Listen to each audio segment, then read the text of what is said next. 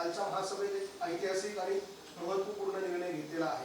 आजवर राज्यात असा निर्णय नाही. मराठी शाळांच्या बाबतचा हा निर्णय, नेमका निर्णय काय आहे आणि काय त्याचा लाभ किती शाळांना होणार आहे?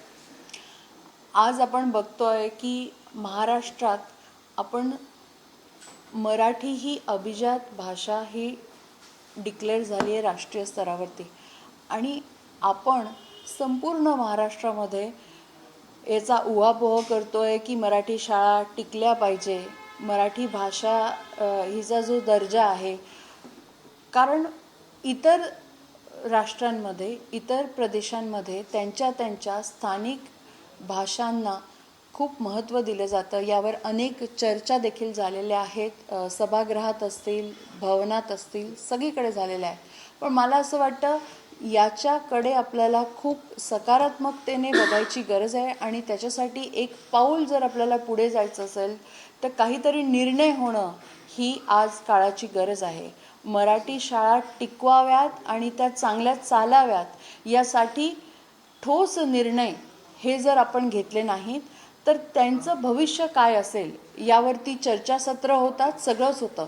पण नाशिक महानगरपालिका आणि या सभागृहातले सर्व लोकप्रतिनिधी आणि प्रशासन यांनी एक उत्तम असं उदाहरण आज पूर्ण महाराष्ट्रात तयार केलेलं आहे. मला असं वाटतं की आपण बघता आहात आपल्या ज्या मराठी माध्यमाच्या शाळा आहेत त्यांना आपण कमर्शियल म्हणजे व्यावसायिक घरपट्टी लागू करतो, आणि याबद्दल जी काही एक संवेदनशीलता आपण दाखवली गेली पाहिजे होती, ह्याच आधी दाखवली गेली पाहिजे होती, ती कुठेतरी आपण दाखवली नाही.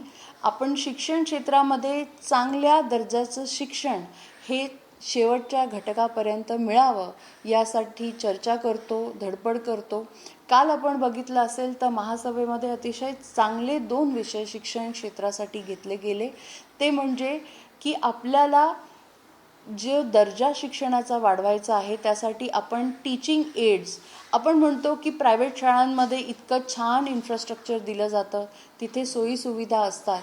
मला असं वाटतं की NMCच्या शाळा असतील, ZPच्या शाळा असतील, त्यामध्ये स्वच्छता, चांगले टीचिंग एड्स, म्हणजे आपण एक काल जादुई पिटाऱ्याचा पण एक प्रपोजल केलेला आहे, ज्यामध्ये आपण म्हणतो फाईन मोटर स्किल्स आणि मोटर स्किल्स, म्हणजे लहान मुलांच्या हातांना जी सवय लागली पाहिजे वळवण्याची. म्हणजे लहानपणी बघा आपल्याला घरामध्ये आई पिठाचा गोळा द्यायची, तो कशासाठी द्यायची की पोळी लाटता यावी म्हणून नाही द्यायची, तर आपले जे काही फाईन मोटर स्किल्स आहे ते डेव्हलप व्हावे ह्या करता द्यायची, आणि त्याने आपले सायकोलॉजिकल आणि ओव्हरऑल डेव्हलपमेंट होते. तर ही मानसिक आणि शारीरिक जी पूर्ण आपली डेव्हलपमेंट आहे ती व्हावी आणि आपला विकास व्हावा, बॅलन्स विकास व्हावा. तर यासाठी ह्या काही गोष्टी आहेत. कार्यानुभव आपण शाळेत शिकलो, चित्रकला शिकलो. हे जे विषय आहेत ते खरं आपल्या बौद्धिक क्षमतेला आणि आपल्या क्रिएटिव्हिटीला वाढीसाठी खूप कामाचे आहेत. आपल्याला एक वेगळी वे ऑफ एक्सप्रेशन म्हणजे व्यक्त होण्यासाठी आपल्याला एक वेगळी दिशा देतात. आणि आताच्या जगात जर आपण बघितलं, एक चांगलं माणूस म्हणून घडवायचं असेल मुलांना तर हे होणं गरजेचं आहे. एवढं सगळं बोलायचं कारण असं की हे मराठी शाळांमध्ये देखील झालं पाहिजे, आणि यासाठी जे लागणारे काही प्रावधान आहेत ते उपलब्ध करण्यासाठी मराठी शाळा धडपड करत असतात. पण त्याचबरोबर आपण त्यांना काही दिलासा दिला नाही तर मराठी शाळा पुढे टिकतील कशा आणि त्या विकासाला मार्गस्थ होतील कशा, हा मोठा प्रश्न आहे. आणि म्हणूनच नाशिक महानगरपालिकेच्या वतीने सर्वानुमते आम्ही ह्या आपल्या मराठी शाळांना जो कर आहे तो त्यांचा माफ केलेला आहे, आणि एक वेगळा पायंडा आपण आपल्या महाराष्ट्रामध्ये सेट केला आहे. एक वेगळी दिशा दाखवण्याचा प्रयत्न आपण करत आहोत की मराठी शाळा टिकल्या पाहिजे, त्या पुढे त्या विकसित झाल्या पाहिजे, आणि आपला मराठी बाणा जो आहे तो टिकून राहायला पाहिजे. यासाठी एक चांगलं पाऊल खरं तर नाशिक महानगरपालिकेने पुढे टाकलं आहे. या शाळांचा तुम्ही जो उल्लेख केला त्यामध्ये कोणाचा समावेश असणार आहे आणि कोणाचा नसणार आहे, त्याची नेमकी व्याख्या काय आहे? सभागृहामध्ये जर विचार केला, सर्व लोकप्रतिनिधींचं असं मत आहे की सगळ्याच मराठी शाळा ज्या आहेत, मग त्या अनुदानित असतील, विना अनुदानित असतील, प्रायव्हेट असतील, ह्या सगळ्या मराठी शाळा खरं तर टिकल्या पाहिजे. कारण आजचं जो काही कॉम्पिटिशनचं युग आहे त्यामध्ये इंग्रजी माध्यमाच्या शाळांना प्रेफरन्स मिळताना आपण सगळं बघतोय. सेमी इंग्लिशच्या शाळा देखील काढल्या आहेत. मराठी की इंग्रजी हा मुळात वाद नाही आहे. आपलं म्हणणं असं आहे की मातृभाषेत आपण बघता आहे की नॅशनल एज्युकेशन पॉलिसीमध्ये देखील म्हटलेलं आहे की मातृभाषेतलं शिक्षण जे आहे त्याचं गांभीर्य, त्याचा जो काही मानसिक पडसाद आहे तो आयुष्यभर राहतो. आणि म्हणून मातृभाषेतलं शिक्षण जेव्हा एखादा विद्यार्थी घेतो, विद्यार्थिनी घेते, तर त्याचं जे कॅरेक्टर आहे, त्याचं जे चारित्र्य आहे ते अजून खुलून चांगलं स्थैर्याकडे जातं, चांगले नागरिक घडवण्यासाठी त्याची मदत होते. आणि हे आपण जागतिक पातळीवरती याचे धडे पाहतोय. आणि जर आपण एवढं जागतिक पातळीवरती याचे धडे बघतो, सगळं करतो, पण मग ते टिकवण्यासाठी एक पाऊल घेणं गरजेचं होतं आणि ते आम्ही घेतलेलं आहे. मराठी महापालिका शाळा पण मराठी शाळा ज्या आहेत, महापालिकेच्या शाळा त्या दिवसेंदिवस बंद पडत आहेत, विद्यार्थी संख्या कमी होते, त्यासाठी पण आपण काही विचार केला? नक्की यावरती साधक बाधक चर्चा अजून पुढील काही महासभेत आपण घेणार आहोत. पण तत्पूर्वी नॅशनल एज्युकेशन पॉलिसी आणि जे नवीन धोरण आहे त्यानुसार आम्ही अशी पण शाळा क्रिएट करायचा प्रयत्न करतो, एक नवीन, की ज्यामध्ये प्री प्रायमरीपासून म्हणजे आपल्या लहान गटापासून तर 12वीपर्यंतची एखादी शाळा आपल्याला बनवता येते का. ती मराठी माध्यमाची असेल, सेमी इंग्लिशची पण असेल, आणि संपूर्ण जर इंग्लिश मीडियम असेल तरी मराठी भाषेचा जो दर्जा आहे तो त्यात टिकवून ठेवायचा. आणि त्यात सांस्कृतिक मराठी माध्यमाचे जे काही कार्यक्रम जास्तीत जास्त घेता येतील यावरही पुढील काही काळात आम्ही चर्चा घेणार आहोत. काही महापालिकेच्या शाळांची दुरावस्था झालेली आहे, त्या शाळा चांगल्या करण्यासाठी त्या संदर्भात काही निर्णय? हो, नक्कीच. आपल्या जवळजवळ काही अंगणवाड्या आहे आणि काही बिल्डिंग्ज आहे ज्यांना डागडुजीची गरज आहे. कालच एक CSR फोरमच्या माध्यमातून आम्ही एक प्रस्ताव दिलेला आहे ज्यामध्ये अंगणवाड्यांसाठी आपण पोर्टा केबिन्स आणतोय, ज्यामध्ये आणि अजून एका विचारावर काम सुरू आहे की जर आपल्याला असं करता आलं की आता आपण बघतो आधुनिक शाळा ज्या आहेत आत्ताकडच्या अलीकडच्या, त्यामध्ये एक कॉमन फॅसिलिटेशन केलं जातं. मग त्याच्यात लॅब्स असतात, मोठ्याल्या लायब्ररी असतात आणि इतर इंग्लिश लॅब, लँग्वेज लॅब, त्याच्यानंतर मॅथ लॅब, जॉग्रफी लॅब, ह्या सगळ्या क्रिएट केल्या जातात. आणि मग त्यांचं बुकिंग स्वरूपात होतं, म्हणजे ज्यांना ज्यांना त्या कॉमन ॲम्युनिटीजचा ॲक्सेस हवा असतो त्या स्वरूपात ते 1-1 तास तो वर्ग बुक करत असतो. तर अशा पद्धतीचं कॉमन ॲम्युनिटी असलेली जागा आपल्या शाळांसाठी आपण क्रिएट करू शकतो का, याच्यावरही आता आपलं काम सुरू आहे. महापालिकेतील आनंदोलीची शाळा क्रमांक 8 आहे, तिथं स्मार्ट अटेंडन्स प्रणाली सुरू करण्यात आलेली. एका शिक्षिकेने स्वखर्चातून तो प्रोजेक्ट उभा केलेला आहे, तो संपूर्ण शाळांमध्ये सुरू करता येऊ शकतो. हो, आपण नक्कीच ह्या ज्या गोष्टी आहेत की आपण स्मार्ट अटेंडन्सकडे जातो आहे, कारण आपल्याला हे बघायचं आहे. आता आपण कालचा अजून एक विषय होता की आपण मध्यान्ह पुरवतो आहे, जे बचत गट आहे ते पुरवत आहे, त्यामध्ये त्यांची जी अमाऊंट आहे ती अतिशय तोकडी होती. आपल्यालाही माहिती आहे की खूपच कमी होता. आणि त्यामध्ये जर पोषक आहार आपल्याला विद्यार्थ्यांना द्यायचा आहे, विद्यार्थ्यांची संख्या वाढवायची असेल तर पोषक सकस आहार देऊन सुद्धा आपल्याला अशा नवीन पद्धतीचे ज्या काही प्रणाली आहेत, टीचिंग एड्स आहेत, त्याचबरोबर मुलांना आकर्षित वाटतील. आता आपण बघतोय की ITDP ही जी संस्था आहे त्यांनी आपल्याला ट्रॅफिक मॅनेजमेंटचे काही नॉर्म्स दिले शाळांसाठी, ते आपण एका प्रायोगिक तत्वावरती किलबिल आणि डॉन बॉस्कोला आपण केले. पण ह्याच धर्तीवरती आपल्या महानगरपालिकेच्या शाळांमध्ये आपण असे विविध उपक्रम घेतो आहे.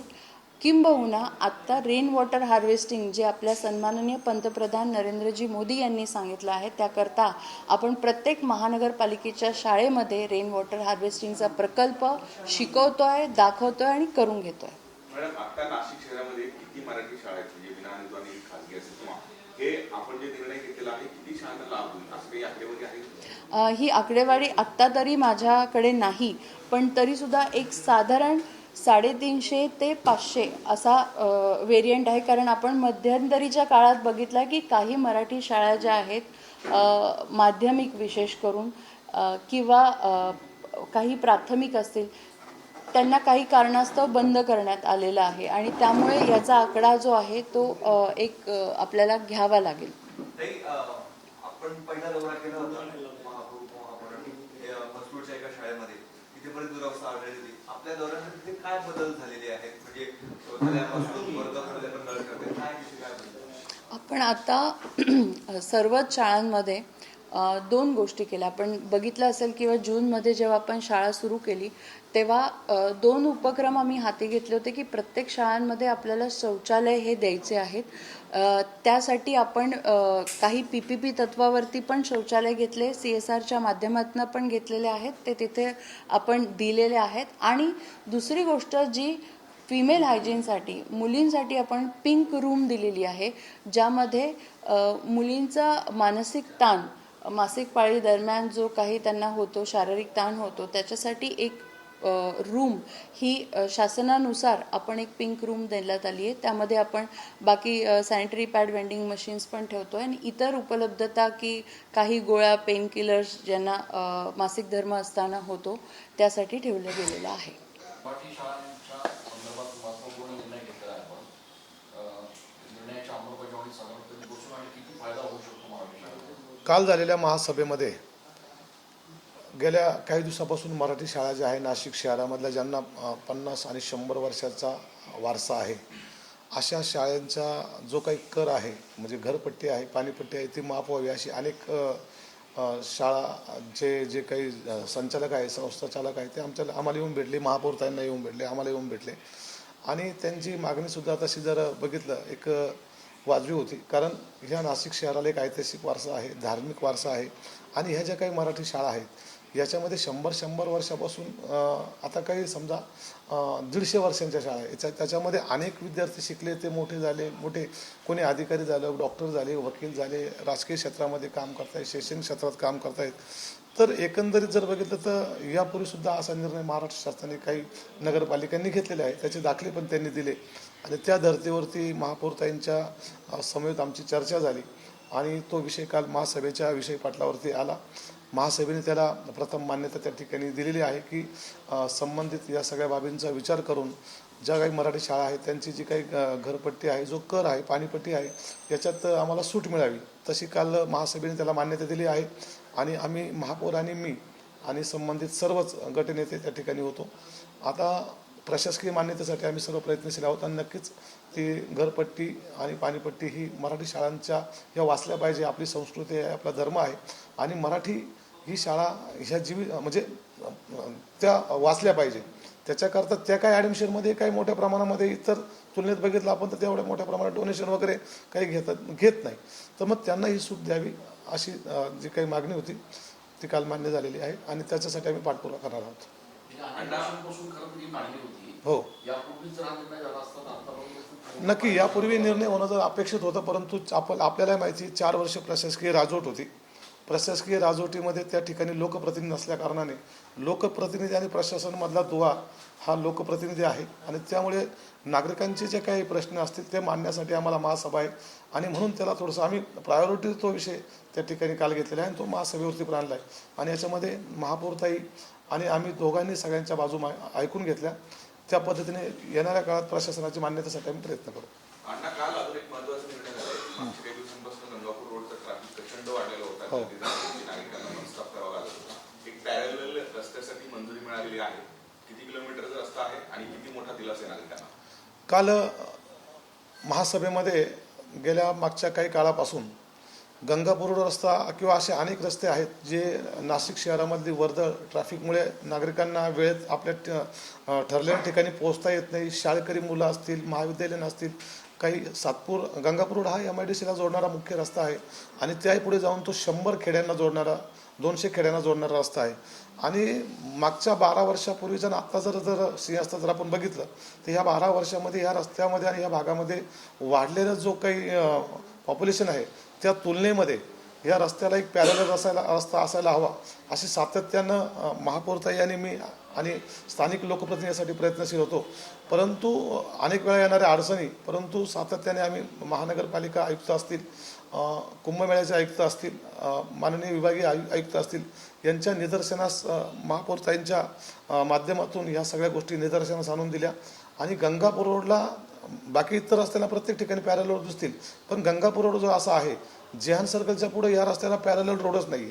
आणि म्हणून ट्रॅफिक एक दीड 2 तास यापूर्वी आपण बघितलेले आहे, प्रसारमाध्यमांनी ते यापूर्वी पण दाखवलेलं आहे.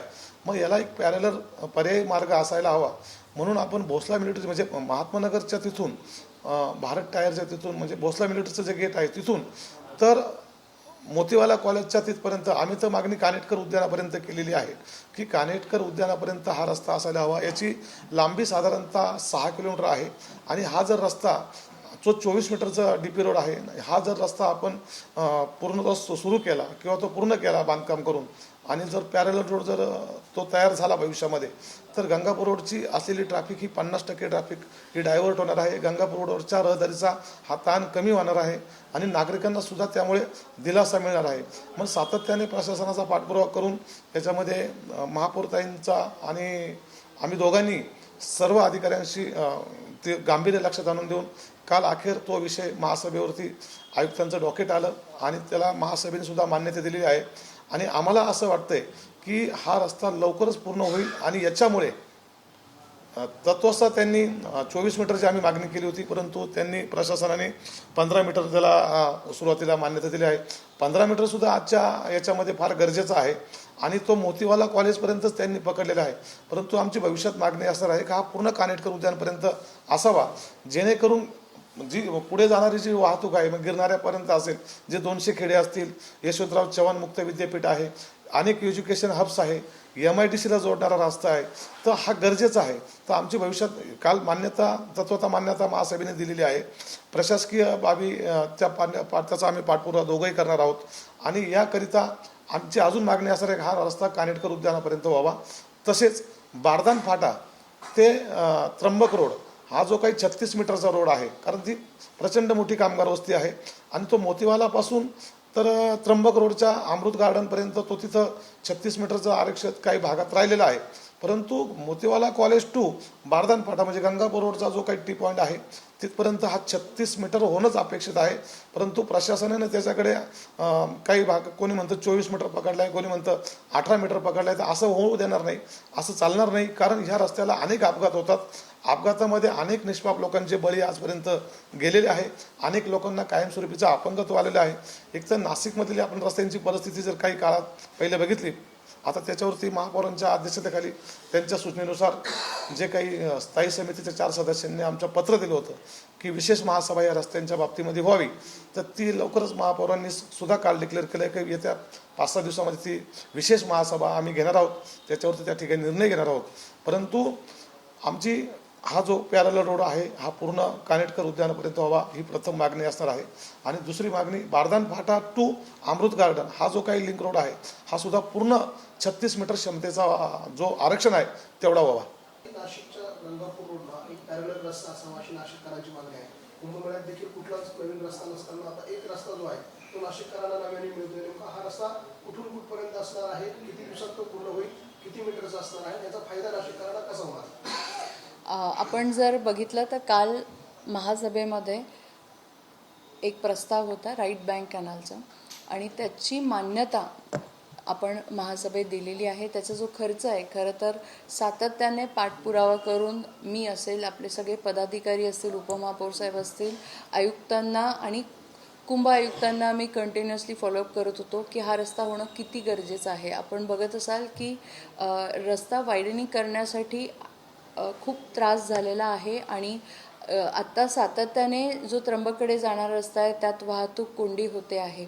आधीचे रस्ते हे 12 लाख लोकसंख्येनुसार प्लॅन केले होते आणि आता नाशिकची लोकसंख्या 25 लाखाच्या वर आहे आणि ही वाहतूक होणार आहे. कुंभच्या दृष्टीने अजून भाविक येणार आहेत आणि म्हणून ही वर्दळ जी आहे ती डायव्हर्ट झाली पाहिजे. या अनुषंगाने खरं तर राईट बँक कॅनलचा प्रस्ताव आम्ही हा प्रशासनाला मागे लागून करून घेतलेला आहे आणि तो आता 15 मीटरसाठी रस्त्यासाठी मंजूर झालेला आहे, कालच्या पटलावर आलेला आहे. सायमल्टेनियसली काल आपण महासभेत बघितलं असेल की रोड कन्स्ट्रक्शन TDR हा एक कॉन्सेप्ट दिलेला आहे. जी विशेष महासभा होणार आहे त्यामध्ये रोड कन्स्ट्रक्शन TDRची SOP देखील डिटेलमध्ये ते प्रस्तावित करणार आहेत.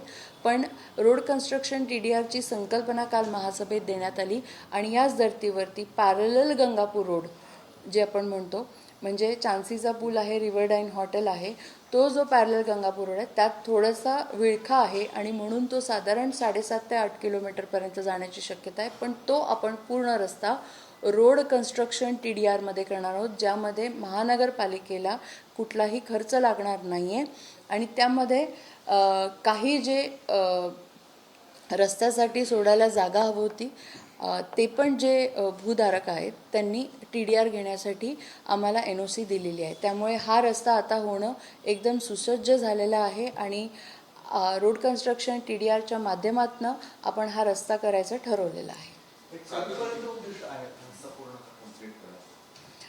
आपला हा जो रस्ता आहे राईट बँक कॅनल जो आहे तो साधारण वर्षभरात कंप्लीट करायचं आपलं उद्दिष्ट आहे. रोड कन्स्ट्रक्शन TDRची SOP ह्या आत्ता विशेष महासभेत जाहीर होईल डिटेल आणि मग हा आपल्याला पुन्हा महासभेत घ्यावा लागेल. कोणकोणते रस्ते रोड कन्स्ट्रक्शन TDRमध्ये यावे यासाठी प्रत्येक रस्ता हा महासभेत येणार, त्याला अप्रुव्हल मिळणार आणि मग तो TDR कॅल्क्युलेशन करून त्या डेव्हलपरला दिला जाणार, अशी ही व्यवस्था आहे. यापूर्वीचा जो गंगापूर रोड आहे त्याला कॉलेज रोडचा पर्याय होता. आता जेहान सर्कल टू माडदर फाटा किंवा गंगापूर गावापर्यंत त्याला हा पर्याय रस्ता, याचा फायदा कुठल्या भागाला जास्त होणार आहे? जर आपण बघितलं तर आत्तापर्यंत मखमालाबाद बघितलं आपण, जो लेफ्ट बँक कॅनलचा आहे आणि हा राईट बँक कॅनल आहे.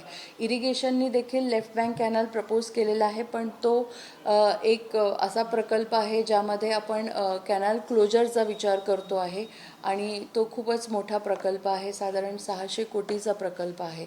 त्यामुळे त्याची मान्यता आणि त्याचं इम्प्लिमेंटेशन याला वेळ लागू शकतो. पण हे होत असताना आपल्याला जो ग्रेप एम्बसीचा रस्ता आहे प्लस हा जो पॅरलल गंगापूर रोडबद्दल आपण बोलतोय तो सरळ आपल्याला पंचवटीपासून मखमालाबादपासून तर थेट सावरकर नगर आणि पुढे, म्हणजे जी काही आपली मंदिराची आणि धार्मिक स्थळं आहेत आपण बघितलं की मग ते बालाजी मंदिर असेल, सोमेश्वर मंदिर असेल, आपला नवशा गणपती असेल, हा मधला जो आपला त्र्यंबक रोड आहे तो स्ट्रेट जातो आणि पॅरलली राईट बँक कॅनल आणि हा पॅरलल गंगापूर रोड याने ट्रॅफिक डायव्हर्जन हे 3 ठिकाणी होणार आहे आणि ते आपल्यासाठी खूप सोयीचं राहील. याचप्रमाणे शहरात अजून कुठल्या ठिकाणी असे पॅरलल रस्ते करावेसे तुम्हाला वाटतं, म्हणजे आत्ताचा शहराचा आणि भविष्याचा 20-1 वर्षाचा अनुभव अंदाज पाहता? आपण जर बघितलं तर याचं पूर्ण एक ट्रॅफिक मोबिलिटी प्लॅन हा आपण करतो आहे आणि याच धर्तीवरती काही सायंटिफिक स्टडी होऊन ITDP मोबिलिटी प्लॅन दिल्लीवरून काही संस्थांनी आपल्याला दिलेला आहे आणि त्याची जी बैठक आहे, इवन मेट्रो रिलेटेड जी बैठक आहे ती येत्या 21 तारखेला आहे आणि त्यामध्ये हे सगळे रस्ते आणि कशा पद्धतीने आपण हे पॅरलली मोबिलिटीवरती काम करू शकतो यावरती आम्ही डिटेल्ड रस्त्याचं जे सायंटिफिक स्टडी आहे ते आपल्यासमोर पुटअप करणार आहोत. इथे तुम्हाला जागा होती पण नाशिक रोड आहे तो एकच रस्ता आहे, त्याला जर समांतर रस्त्याची जागा एक्झॅक्टली समांतर रस्ता करायची जागा नसते तेव्हा आपण ब्रिजेस टाकतो. जिथे मोबिलिटीचा इश्यू येईल तिथे आपण फ्लायओव्हर्स टाकतो, तिथे आपण अंडरपास टाकतो. आपण बघितलेलं आहे की जिथे जिथे अशी कोंडी होते तिथे तिथे आपण हा पर्याय अवलंबला आहे. पण हा पर्याय जो आहे तो स्टडी केल्याशिवाय किंवा सायंटिफिकली त्याचा अभ्यास केल्याशिवाय आपण मांडू शकत नाही. नाशिक रोडचा जो रस्ता आहे तो साधारण त्याचं काम 221 कोटी रुपये जवळपास त्याच्या मंजुरी आहे आपण मंजुरीमध्ये, त्याचं रुंदीकरण पण होते.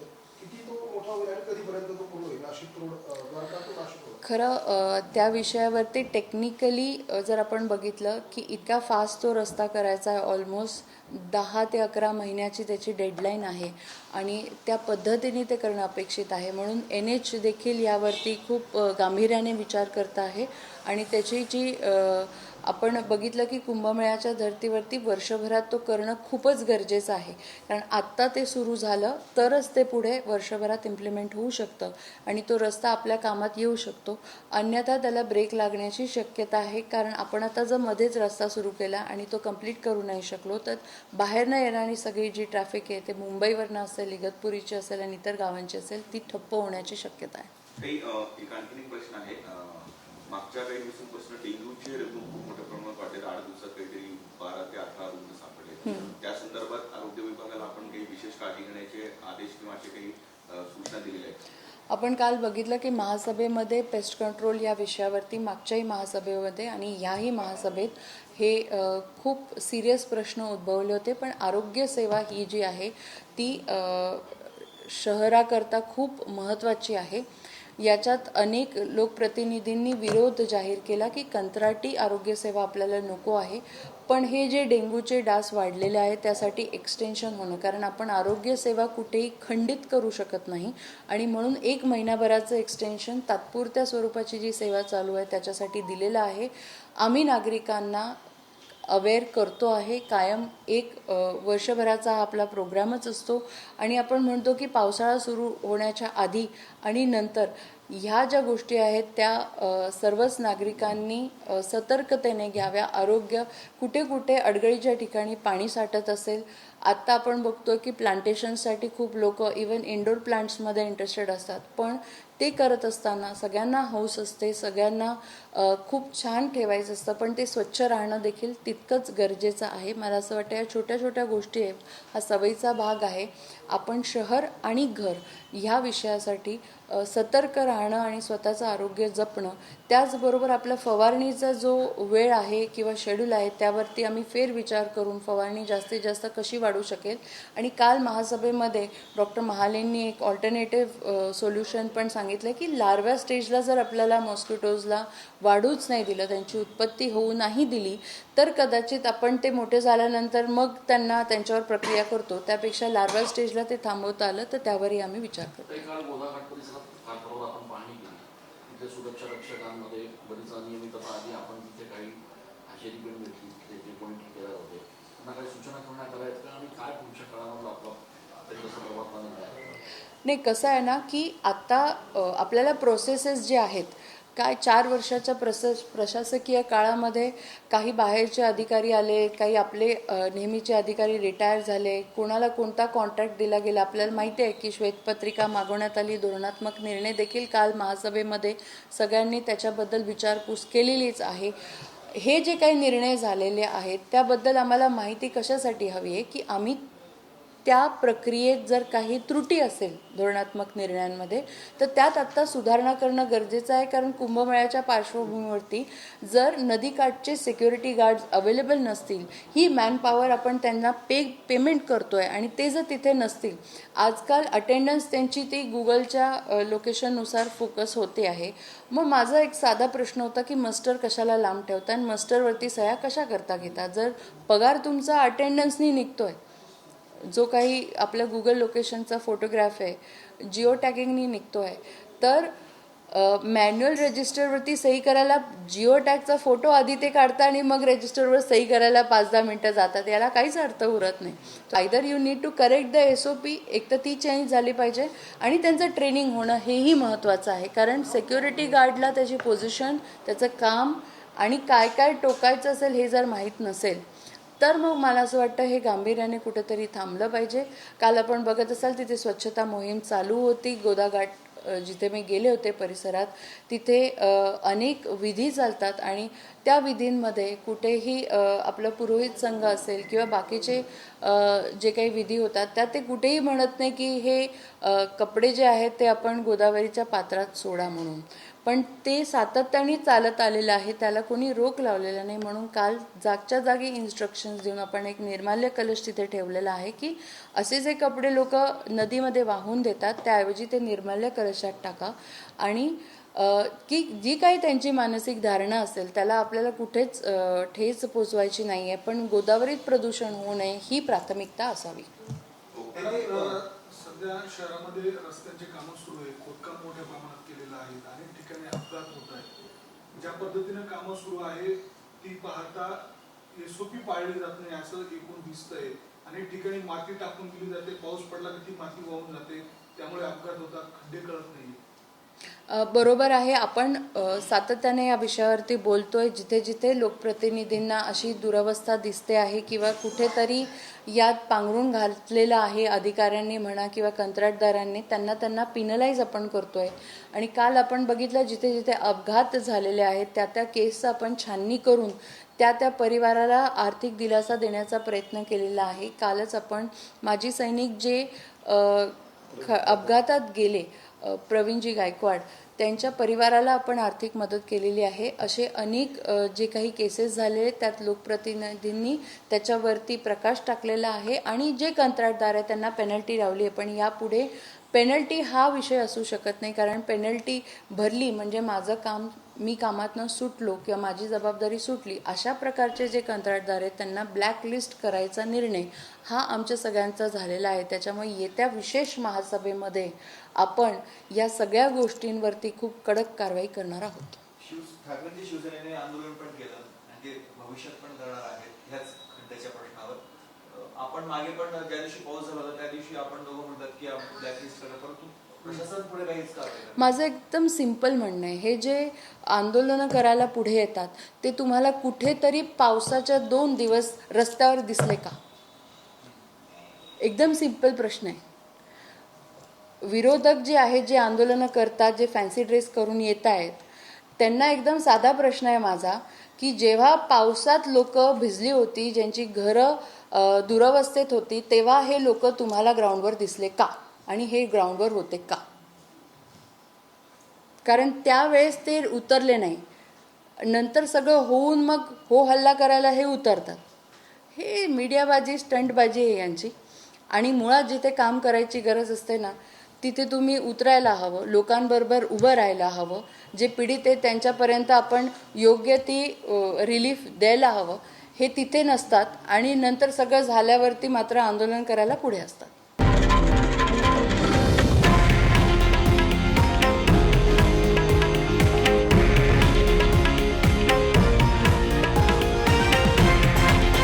हे आहे देशातील नंबर 1 न्यूज नेटवर्क आणि आपण पाहत आहात TV9 मराठी, एकमेव.